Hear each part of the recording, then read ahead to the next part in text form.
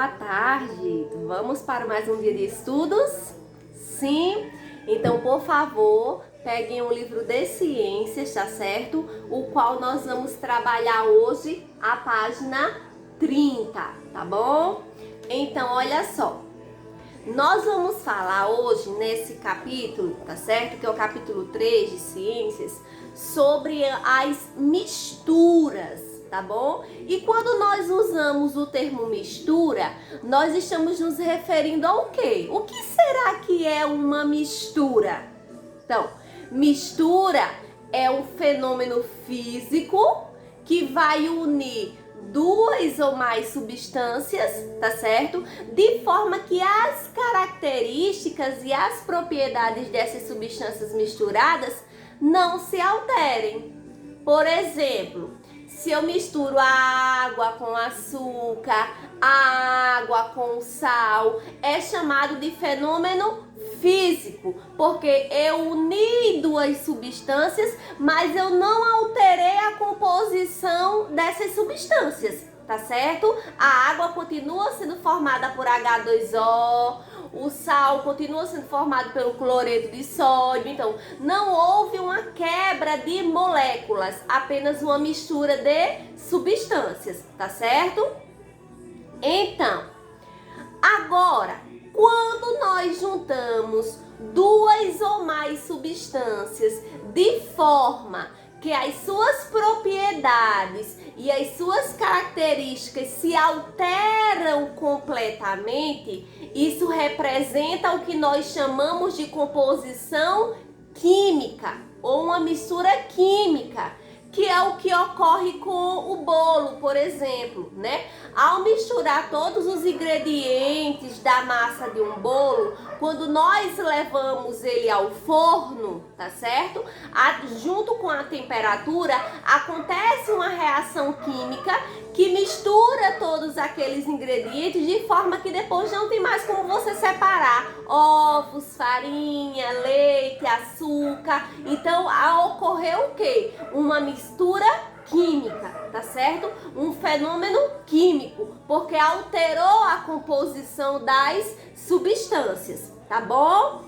Então, na reação química, nós percebemos que ocorre a formação de outra substância, tá certo? De forma que os elementos não podem ser separados, como eu falei no exemplo do bolo. Então, dessa maneira, nós vamos ter dois tipos de misturas, tá certo? São as chamadas misturas homogêneas e as misturas heterogêneas.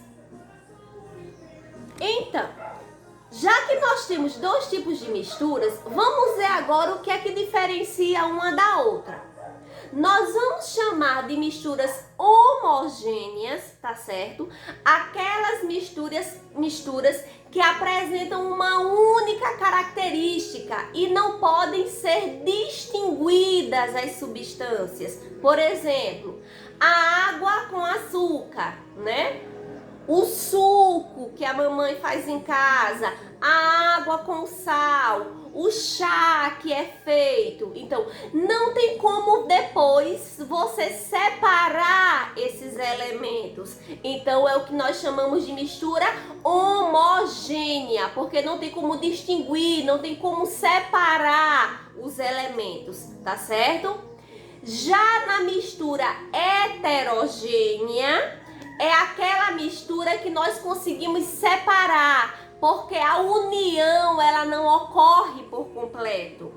Exemplo, o óleo e a água, eles não se misturam, né? Ficam separados. Se eu coloco misturado em uma vasilha feijão e milho, eu consigo separar o grão de feijão do grão de milho. Então, esses tipos de misturas que nós conseguimos separar as substâncias são chamadas de misturas heterogêneas, tá certo? Então, com relação ao sal, que é muito utilizado como exemplo nas misturas, nós temos que compreender primeiro a origem do sal, tá certo? O sal, ele vem de onde? Ele vem do mar, tá certo? Então, a água do mar é uma mistura homogênea, tá certo? Porque quando você coloca a água do mar na boca, você não percebe que ela é salgada? Percebe. Mas você consegue separar a água do sal? Não consegue, não é? Mas então, como é que se tira o sal da água do mar para fazer o sal que a gente utiliza em casa? Da seguinte maneira: isso ocorre nas chamadas salinas, tá certo? Aonde a água do mar é levada para esses locais, tá certo?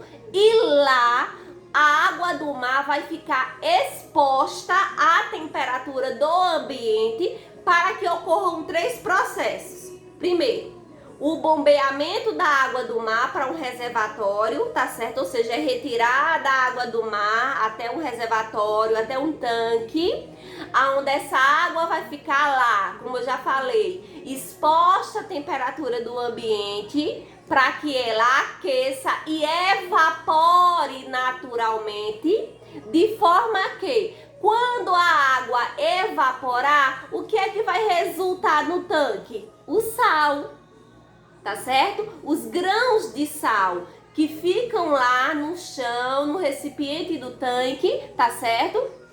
Que não foi evaporado. Então esse sal, ele é processado, ele é passado por uma etapa industrial para poder ser levada ao comércio, tá certo? Então, o sal, ele é conhecido como cloreto de sódio, tá certo? No nosso organismo, o sal é muito importante, porque ele enriquece o nosso corpo de uma substância chamada iodo, tá certo? O iodo, ele é muito importante para prevenir diversas doenças, principalmente doenças do tipo do bócio, tá certo?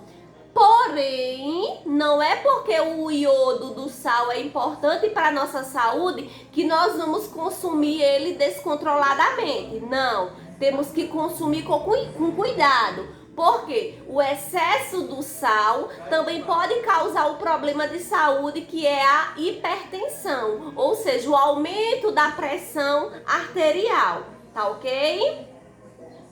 Da mesma forma que o sal é muito utilizado como exemplo para a composição de misturas, nós também podemos observar que a água, ela também está presente em muitas dessas substâncias. Por quê?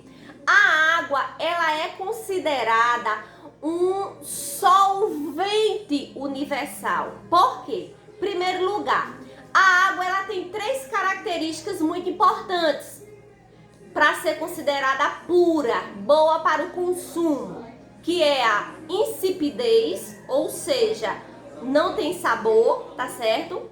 Ela é incolor, quer dizer que ela não tem cor, e ela é inodora, ou seja, sem cheiro, tá certo? Então, uma das capacidades da água é a de dissolver outras substâncias. Ela consegue desmanchar várias substâncias. Por isso que ela é chamada de solvente universal, tá certo? Como, por exemplo, a água mais o açúcar. Quando nós colocamos o açúcar na água, mexemos e mexemos, é como se o açúcar desaparecesse, porque a água, ela dilui, ela desmancha o açúcar, tá certo? Que é chamado de soluto, tá bom? Então, a água que desmancha é o solvente. O açúcar, que é o produto desmanchado, é chamado de soluto, tá certo? Então, soluto vai ser a substância que pode ser dissolvida em um solvente, tá certo? E quando nós temos o solvente, que é a água, mais o soluto, que é uma substância que desaparece na água, nós temos a formação de uma solução, tá certo? Então, nós vamos chamar de solução qualquer mistura homogênea de substância, ou seja, qualquer mistura que não possa ser separada, tá bom? Então, o assunto de hoje é um assunto curtinho, tá certo? Que está presente nas páginas 30 a 32. E assim que vocês realizarem a leitura, vocês vão desenvolver a atividade, tá ok? Que está nas páginas 33 e 34, tá bom? Tchau e até a próxima aula!